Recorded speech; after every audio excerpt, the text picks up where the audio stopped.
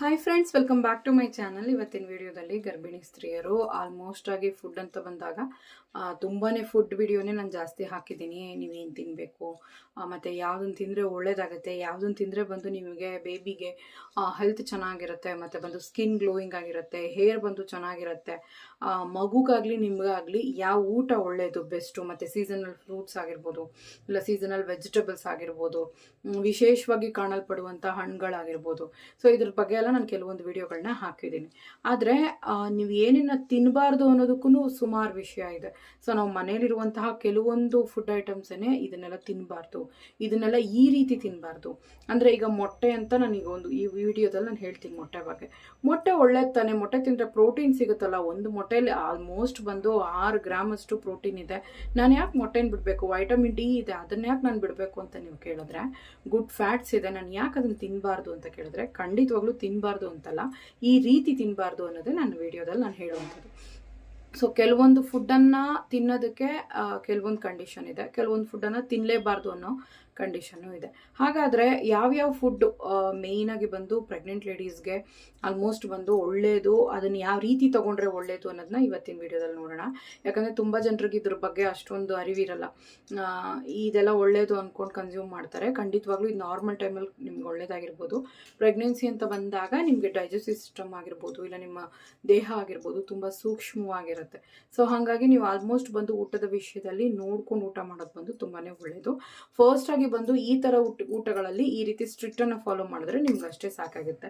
So ಮೊದಲನೇ food ಬಂದು ಮೆಂತ್ಯ ಬಂದು ಒಳ್ಳೇದು, ಕೂಲಿಂಗ್ ಇರುತ್ತೆ. ಸೊ ಅದನ್ನು ಬಂದು ನಾವು ತಗೊಳ್ಬೋದಲ್ವಾ, ಏನು ತೊಂದರೆ ಇಲ್ಲ, ಆ ರೀತಿ ಎಲ್ಲನೂ ಹೇಳ್ತಾರೆ ಕೆಲವರು. ಸೊ ಮೆಂತ್ಯ ಏನಾಗುತ್ತೆ ಅಂದರೆ ಇದೊಂಥರ ಕ್ಲೀನಿಂಗ್ ಏಜೆಂಟ್ ಇದ್ದಂಗೆ. ಹೆಂಗಂತಂದರೆ ನಾವೀಗ ಹೊಟ್ಟೆ ನೋವು ಬಂತು ಪೀರಿಯಡ್ಸಲ್ಲಿ ಅಂತಂದಾಗ ನಾವೇನು ಮಾಡ್ತೀವಿ, 1 ಸ್ಪೂನ್ ಮೆಂತ್ಯನ 1 ಲೋಟ ಬಿಸಿನೀರಿಗೋ ತಣ್ಣೀರಲ್ಲೋ ಕುಡಿದ್ಬಿಡ್ತೀವಿ. ಆಗ ಹೊಟ್ಟೆ ನೋವು ಕಂಪ್ಲೀಟಾಗಿ ಕಮ್ಮಿ ಆಗುತ್ತೆ, ಒಳ್ಳೆ ರೀತಿಯಾಗಿ ಬ್ಲೀಡಿಂಗ್ ಆಗುತ್ತೆ. ಇದು ಬಂದು ನಾವು ಮೆಂತ್ಯನ ತೊಗೊಳ್ಳುವಂಥದ್ದು. ಸೊ ಮೆಂತ್ಯನ ಹೆಚ್ಚಿಗೆ ಕನ್ಸ್ಯೂಮ್ ಮಾಡೋದ್ರಿಂದ ಇದು ಗರ್ಭಕೋಶವನ್ನು ಬಂದು ಪ್ಯೂರಿಫೈ ಮಾಡುತ್ತೆ, ಗರ್ಭಕೋಶವನ್ನು ಕ್ಲೀನ್ ಮಾಡುತ್ತೆ ಅಂತ ಹೇಳ್ತಾರೆ.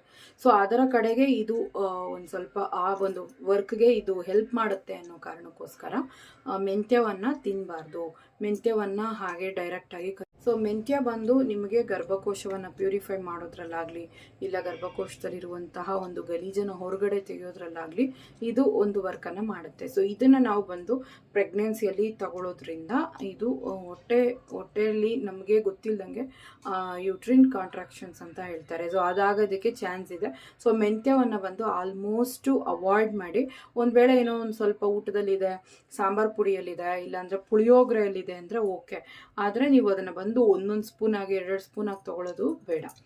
ಎರಡನೇದು ಬಂದು ಮೊಳಕೆ ಕಾಳುಗಳನ್ನು ಹಸಿಯಾಗಿ ತಿನ್ನೋದು. ಇದೇನಪ್ಪ ಮೊಳಕೆ ಕಾಳು ಎಷ್ಟೊಂದು ಒಳ್ಳೆಯದು, ಅದರಲ್ಲಿ ಎಷ್ಟೊಂದು ನ್ಯೂಟ್ರಿಯೆಂಟ್ಸ್ ಇರುತ್ತೆ, ಅದನ್ನು ತಿನ್ನಬಾರ್ದು ಅಂತ ಆ ಥರ ಅಂತ ಹೇಳ್ತಿಲ್ಲ. ಅದನ್ನು ತಿನ್ನಬಾರ್ದು ಅಂತ ಹೇಳ್ತಾ ಇಲ್ಲ ನಾನು. ಅದನ್ನು ಬಂದು ನೀವು ತಿನ್ನೋದಕ್ಕೆ ರೀತಿ ಇದೆ. ಅಂದರೆ ಮೊಳಕೆ ಕಾಳನ್ನು ಹಸಿಯಾಗಿ ತಿನ್ನೋದ್ರ ಬದಲು ನೀವು ಅದನ್ನು ಚೆನ್ನಾಗಿ ಕುಕ್ ಮಾಡಿ ಪಲ್ಯದ ರೂಪದಲ್ಲಿ, ಸಾಂಬಾರು ರೂಪದಲ್ಲಿ ತೊಗೋಬೋದು. ಅದರಲ್ಲಿ ಸಾಲ್ಮೊನೆಲ್ಲಾ ಬ್ಯಾಕ್ಟೀರಿಯಾ ಕಂಟೆಂಟ್ ಇರುತ್ತೆ. ಸೊ ಹಾಗಾಗಿ ಹಸೇದಾಗಿ ತಿನ್ನೋದು ಬೇಡ. ಸೊ ಚೆನ್ನಾಗಿ ಕುಕ್ ಮಾಡಿ ತಗೊಳ್ಳಿ. ಸೊ ಮೊದಲನೇದಾಗಿ ಮೆಂತ್ಯ, ಎರಡನೇದು ಮೊಳಕೆ ಕಾಳುಗಳು. ಸೊ ಮೂರನೇದು ಬಂದು ಈ ಅಲೋವೆರಾ ಜ್ಯೂಸ್ ಬಂದು ಕೂಲಿಂಗ್ ಇರುತ್ತೆ, ಅದನ್ನು ಕುಡಿಬೋದು. ಸೊ ಆರಾಮ್ ಅನ್ಸುತ್ತೆ ಮೈ. ಈ ಬೇಸಿಗೆಯಲ್ಲಂತೂ ಅಲೋವೆರಾಗಳದ್ದೇ ಜ್ಯೂಸ್ದು ಅಲ್ಲಲ್ಲ ರೋಡ್ ಸೈಡ್ ನಾವು ನೋಡ್ತೀವಿ. ಅದನ್ನು ಬಂದು ರುಬ್ಬಿಟ್ಟು ಮಜ್ಜಿಗೆ ಒಳಗೆಲ್ಲ ಹಾಕ್ಕೊಡ್ತಾರೆ, ಹಾಗೆ ಕುಡಿಯೋದಕ್ಕೆ ಕೊಡ್ತಾರೆ. ಸೊ ಅದೆಲ್ಲ ಬೇಡ. ಅದರಲ್ಲೂ ಕೂಡ ಬ್ಯಾಕ್ಟೀರಿಯಾ ಕಂಟೆಂಟ್ ಇರುತ್ತೆ. ಅಲೋವೆರಾ ಜೆಲ್ಲನ್ನು ನೀವು ಕನ್ಸ್ಯೂಮ್ ಮಾಡಬಾರ್ದು. ನೆಕ್ಸ್ಟು 4ನೇದು ಬಂದು ಎಳ್ಳು. ಅದು ಕಪ್ಪೆಳ್ಳಾಗಿರಲಿ, ಬಿಳಿ ಎಳ್ಳಾಗಿರಲಿ, ಎಳ್ಳು ತುಂಬ ಉಷ್ಣ ಆಗಿರುತ್ತೆ. ಸೊ ಹಾಗಾಗಿ ಅದನ್ನು ಬಂದು ಎಳ್ಳು ಉಂಟೆಯಾಗಿ ತಿನ್ನೋದು, ಇಲ್ಲಾಂತಂದರೆ ಎಳ್ಳಿಂದ ಮಾಡಿರುವಂಥ ಬರ್ಫಿಯನ್ನು ತಿನ್ನೋದು, ಎಳ್ಳನ್ನು ಜಾಸ್ತಿ ಯೂಸ್ ಮಾಡಿ ಕಡುಬನ್ನು ತಿನ್ನುವಂಥದ್ದು. ಸೊ ಎಳ್ಳು ಜಾಸ್ತಿ ಪ್ರಮಾಣದಲ್ಲಿದೆ ಅಂದರೆ ಆದಷ್ಟು ಅದನ್ನು ಅವಾಯ್ಡ್ ಮಾಡಿ. ಎಳ್ಳು ಕಮ್ಮಿ ಪ್ರಮಾಣದಲ್ಲಿದೆ, ಎಲ್ಲೋ 1-2 ಇದೆ, ಪರವಾಗಿಲ್ವ ಅಂದರೆ ಓಕೆ. ಅಂದರೆ ಜಾಸ್ತಿಯಾಗಿ ಕನ್ಸ್ಯೂಮ್ ಮಾಡಬಾರ್ದು. ಇದು ಹೀಟನ್ನು ಪ್ರೊಡ್ಯೂಸ್ ಮಾಡುತ್ತೆ. ಯೂಟ್ರಿನ್ ಕಾಂಟ್ರಾಕ್ಷನ್ಸ್ ಅಂತ ಹೇಳ್ತಾರೆ, ಅಂದರೆ ಹಿಗ್ಗದು, ಸಂಕುಚಿತ ಆಗುವಂಥದ್ದು, ನೋವು ಆಗುವಂಥದ್ದು, ಇದಕ್ಕೆಲ್ಲನೂ ಇದು ಕಾರಣವಾಗಿರುತ್ತೆ ಅಂತಾರೆ.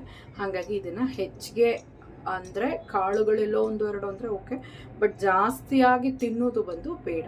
ಅದು ಕಪ್ಪಾಗಲಿ ಬಿಳಿ ಎಳ್ಳಾಗಲಿ ಇದನ್ನು ಆದಷ್ಟು ಚಟ್ನಿಯಲ್ಲಿ ಯೂಸ್ ಮಾಡೋದಾಗಲಿ ಇಲ್ಲ ಹಾಗೆ ತಿನ್ನೋದಾಗಲಿ ಹುರಿದು ತಿನ್ನೋದಾಗಲಿ ಆ ಥರ ಎಲ್ಲ ಮಾಡೋಕ್ಕೆ ಹೋಗಬೇಡಿ. ಆಲ್ಮೋಸ್ಟ್ ಬಂದು ಇದನ್ನು ಅವಾಯ್ಡ್ ಮಾಡಿ. ನೆಕ್ಸ್ಟು ಫುಡ್ ಅಂತ ಬಂದಾಗ ಮೊಟ್ಟೆ. ನಾನು ಹೇಳಿದ್ದೀನಿ ಮೊಟ್ಟೆಯನ್ನು ಹಸೆದಾಗೋ ಆಫ್ ಬಾಯ್ಲ್ ಆಗೋ ತೊಗೋಬಾರ್ದು.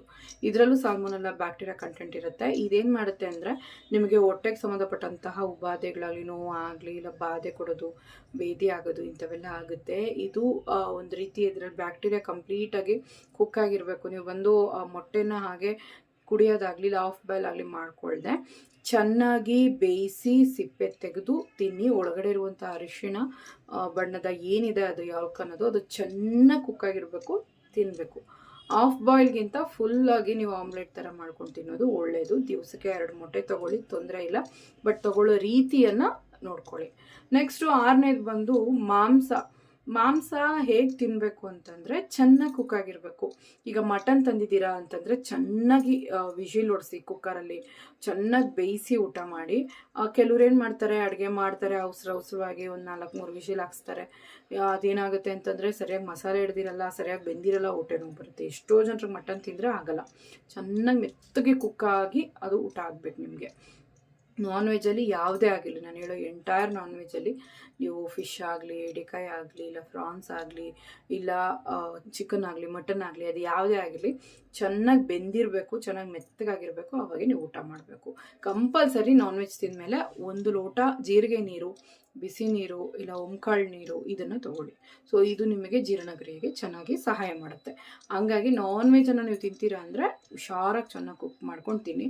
ಈ ಕಬಾಬ್ ಇಂಥವೆಲ್ಲ ನೀವು ಮಾಡುವಾಗಲೂ ಅಷ್ಟೇ ಚೆನ್ನಾಗಿ ಫಸ್ಟ್ ಉರಿ 1-2 ನಿಮಿಷ ಉರಿ ಜಾಸ್ತಿಯಲ್ಲಿ ಬೇಯಿಸಿ, ನೆಕ್ಸ್ಟ್ 1-2 ನಿಮಿಷ ಉರಿ ತುಂಬ ಕಮ್ಮಿಯಲ್ಲಿ ಬೇಯಿಸಿ, ತಿರುಗಿ 2 ನಿಮಿಷ ಉರಿ ಜಾಸ್ತಿಯಲ್ಲಿ ಬೇಯಿಸಿ. ಮಿನಿಮಮ್ 5 to 6 ಮಿನಿಟ್ಸ್ ಆದರೂ ಇದು ಎಣ್ಣೆಯಲ್ಲಿ ಬಾಯ್ಲ್ಡ್ ಎಣ್ಣೆಯಲ್ಲಿ ಬೇಯಬೇಕು ಕಬಾಬ್ ಅನ್ನೋದು. ಸುಮಾರು ಹೋಟ್ಲುಗಳಲ್ಲಿ ನಾವು ರೆಸ್ಟೋರೆಂಟ್ಸಲ್ಲಿ ನೋಡುವಾಗ ಕಬಾಬ್ ತಿನ್ನುವಾಗ ಒಳಗಡೆ ಹಸಿ ಇರುತ್ತೆ, ಮಾಂಸ ಇರುತ್ತೆ, ಒಳಗಡೆ ರೆಡ್ಡಿಶಂಗೆ ಹಂಗೆ ಇರುತ್ತೆ ಮೂಳೆಯಲ್ಲಿ. ಆ ರೀತಿ ಇರಬಾರ್ದು, ಚೆನ್ನಾಗಿ ಕುಕ್ಕಾಗಿ ಊಟ ಮಾಡಬೇಕು. ಸೊ ಇದು ಮೇಯ್ನಾಗಿ ತಿಳ್ಕೊಳ್ಳಿ.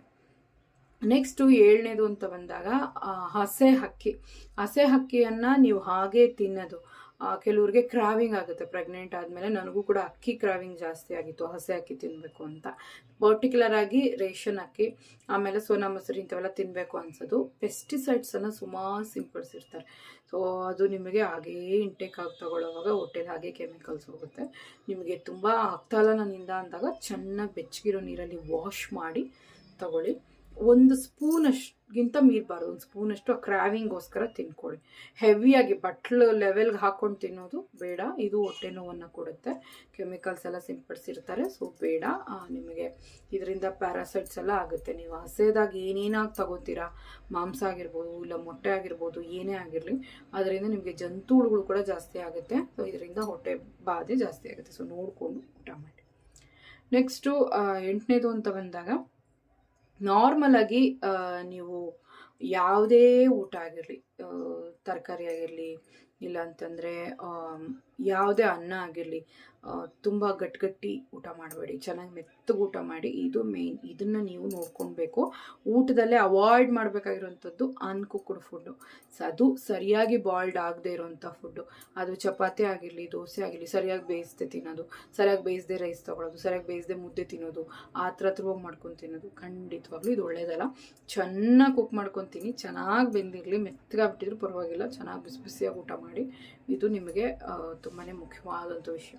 ತುಂಬ ಜನ ಅರ್ಧಂಬರ್ಧ ಬೆಂದಿರೋ ರೈಸನ್ನು ಅಕ್ಕಿ ಥರನೇ ಇರುತ್ತೆ ಹಾಗೆ ತಿಂದ್ಬಿಡ್ತಾರೆ, ಅರ್ಜೆಂಟ್ ಆಯಿತು ಅಂತ. ಹಂಗೆ ಮಾಡಬೇಡಿ. ಚೆನ್ನಾಗಿ 1/2 ಲೋಟ ನೀರು ಎಕ್ಸ್ಟ್ರಾ ಆದರೂ ಪರವಾಗಿಲ್ಲ ಹಾಕಿ ಚೆನ್ನಾಗಿ ಬೇಯಿಸಿ ಊಟ ಮಾಡಿ. ಇದು ತರಕಾರಿ ಆಗಿರ್ಬೋದು, ಯಾವುದೇ ಆಗಿರಲಿ, ನೀವು ಫುಡ್ ಏನು ತಿಂತೀರಾ ಕುಕ್ ಮಾಡಿ, ಅವೆಲ್ಲ ಕುಕ್ ಮಾಡಿ ತಿನ್ನಿ. ನೆಕ್ಸ್ಟ್ ಬಂದು ಹಣ್ಣುಗಳಲ್ಲಿ 3 ವಿಷಯನ ಹೇಳ್ತಾ ಇದ್ದೀನಿ ನಾನು. ಹಣ್ಣಲ್ಲಿ ಒಂದು ಮೊದಲನೇದಾಗಿ ಪಪ್ಪಾಯ ಬೇಡ. ಪಪ್ಪಾಯದಲ್ಲಿ ಕೆಲವೊಂದು ಅಂದರೆ ಬ್ರೊಮಲಿನ್ ಅನ್ನೋ ಒಂದು ವಿಷಯ ಇದೆ. ಮತ್ತು ಅನಾನಸ್ ಅಂತ ಬಂದಾಗ ಪೈನಾಪಲಲ್ಲಿ ಕೆಲವೊಂದು ಎನ್ಸೈಮ್ಸ್ ಇರ್ತವೆ. ಸೊ ಇವೆರಡು ಏನು ಮಾಡುತ್ತೆ ಅಂದರೆ ಸೇಮ್ ಯೂಟ್ರಿನ್ ಕಾಂಟ್ರಾಕ್ಷನ್ಸ್ ಅಂತ ಹೇಳ್ತಾರೆ, ನೋವನ್ನು ಉಂಟು ಮಾಡುತ್ತೆ. ಸೊ ಪಪ್ಪಾಯ ಬೇಡ. ಅದು ಸ್ಪೆಷಲಾಗಿ ಕಾಯಿ ಪಪ್ಪಾಯನೇ ಬೇಡ. ಹಣ್ಣಿನ ಪಪ್ಪಾಯ ತಿನ್ಬೋದು ಅಂತಾರೆ, ಬಟ್ ಕೆಲವ್ರಿಗಿದು ಆಗೋದಿಲ್ಲ, ಅವಾಯ್ಡ್ ಮಾಡಿ ಪರವಾಗಿಲ್ಲ. ಅದು ಆಲ್ಟರ್ನೇಟಿವ್ ಆಗಿ ಫ್ರೂಟ್ಸ್ ಬೇರೆ ತೊಗೊಳ್ಬೋದು. ಮತ್ತು ಬಂದು ಪೈನಾಪಲ್ಲು ಬೇಡ, ಇದು ತುಂಬ ಅಲರ್ಜಿಕ್ ಆಗಿ ಕೊಡುತ್ತೆ. ಇಲ್ಲೆಲ್ಲ ಉರಿ ಬರೋದು, ಇಲ್ಲೆಲ್ಲ ಒಂಥರ ತುಟಿ ಎಲ್ಲ ಒಂದು ಕೆಲವ್ರಿಗೆ ಅಲರ್ಜಿ ಆಗಿಬಿಡುತ್ತೆ, ಇಲ್ಲ ನನಗಂತೂ ಆಗುತ್ತೆ. ಹೆಚ್ಚಿಗೆ ತಿಂದಾಗ ಖಂಡಿತವಾಗ್ಲೂ ಹೊಟ್ಟೆ ನೋವು, ಉರಿ ಮೂತ್ರ ಇವೆಲ್ಲನೂ ಬರುತ್ತೆ. ಸೊ ಇದು ಅವಾಯ್ಡ್ ಮಾಡಿ. ಸೊ ಮೇಯ್ನಾಗಿ ಈ 2 ಹಣ್ಣಲ್ಲಿ. ಇನ್ನೊಂದು ಬಂದು ಫ್ರೋಝನ್ ಬೆರೀಸ್ ಅಂತ ಹೇಳ್ತಾರೆ. ಅಂದರೆ ಈ ಬೆರೀಸ್ ತಿನ್ಬೋದು, ಬಟ್ ಫ್ರೀಸ್ ಮಾಡ್ಬಿಟ್ಟು ತಿನ್ನಬೇಡಿ, ಅದು ಅಷ್ಟು ಹೆಲ್ದಿ ಅಲ್ಲ. ಅದನ್ನು ರೂಮ್ ಟೆಂಪ್ರೇಚರ್ಗೆ ಇಟ್ಬಿಟ್ಟು ಆಮೇಲೆ ತಿನ್ನಿ. ತುಂಬ ಫ್ರೀಸ್ ಮಾಡೋಕ್ಕೆ ಹೋಗಬೇಡಿ. ಬೆರೀಸ್ನೆಲ್ಲನೂ ಹೊರಗಡೆ ಇಟ್ಟು ಸ್ವಲ್ಪ ಬೆಚ್ಚಗಿರೋ ನೀರಲ್ಲಿ ಹಾಕಿಟ್ಟು ಆಮೇಲೆ ತೊಗೊಳ್ಬೋದು. ಸೊ ಇಷ್ಟು ವಿಷಯಗಳನ್ನು ಆಲ್ಮೋಸ್ಟ್ 10 ಪಾಯಿಂಟ್ಸನ್ನು ಹೇಳಿದ್ದೀನಿ. ಇದನ್ನೆಲ್ಲ ಗಮನದಲ್ಲಿ ಇಟ್ಕೊಂಡು ಊಟ ತಿನ್ನುವಾಗ ಯಾವುದನ್ನು ತಿಂದರೆ ಒಳ್ಳೆಯದು, ಎಲ್ಲೇ ತಟ್ಟೆಯಲ್ಲಿ ಕೈ ಇಡೋವಾಗಲೂ ಇದರಲ್ಲಿ ನನಗೆ ಒಳ್ಳೇದಾ, ಫಸ್ಟು ಇದು ನೆನಪಿರಬೇಕು. ಇದು ನನಗೆ ಒಳ್ಳೇದಾ, ಇದು ನನಗೆ ಏನು ಮಾಡುತ್ತೆ, ಸೊ ಇದು ನಾನು ತಿಂತಾ ಇರೋದು ನನಗೆ ಒಳ್ಳೇದನ್ನು ಕೊಡುತ್ತಾ, ಇದನ್ನು ನೋಡಿಬಿಟ್ಟು ಊಟ ಮಾಡಿ. ಸೊ ಈ ವಿಡಿಯೋ ಖಂಡಿತವಲ್ಲೂ ನಿಮ್ಗೆ ಯೂಸ್ಫುಲ್ ಆಗಿರುತ್ತೆ ಅನ್ಕೋತೀನಿ. ಟೇಕ್ ಕೇರ್, ಬಾಯ್.